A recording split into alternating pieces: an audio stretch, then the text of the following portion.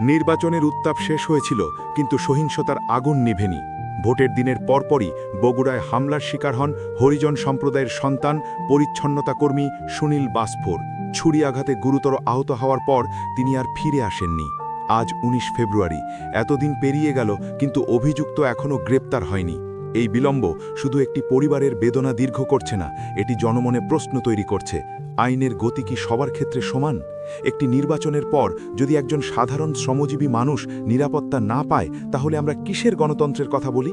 আমরা প্রশাসনের কাছে স্পষ্ট দাবি জানাচ্ছি, ঘটনার পূর্ণাঙ্গ তদন্ত প্রকাশ করুন, অভিযুক্তকে দ্রুত আইনের আওতায় আনুন, জনগণকে জানান অগ্রগতি কোথায় দাঁড়িয়ে। কারণ ন্যায় বিচার বিলম্বিত হলে সেটি আস্থার সংকটে পরিণত হয়। এলাকায় এখনও শোকের আবহ, একটি পরিবারের আর্তনাদ থামেনি, একটি সম্প্রদায় নিরাপত্তাহীনতায় ভুগছে। আমরা কোনো অস্থিরতা চাই না, আমরা আইন নিজের হাতে তুলে নেওয়ার আহ্বান জানাই না, আমরা চাই রাষ্ট্র তার দায়িত্ব পালন করুক। এই প্রেক্ষাপটে হরিজন সংস্কার টিভি শুরু থেকেই বিষয়টি অনুসরণ করে আসছে। আমরা ছিলাম, আছি, থাকব। হরিজনদের ওপর ঘটে যাওয়া যে কোনো অন্যায়, বৈষম্য বা সহিংসতার বিরুদ্ধে আমরা কণ্ঠ তুলব। কারণ একটি সম্প্রদায়ের ন্যায় বিচার নিশ্চিত করা সমগ্র সমাজের স্থিতিশীলতার সঙ্গে জড়িত। আপনারা আমাদের সঙ্গে যুক্ত থাকুন, যাতে সত্য দ্রুত সামনে আসে, যাতে কোনো অন্যায় আড়ালে না থাকে।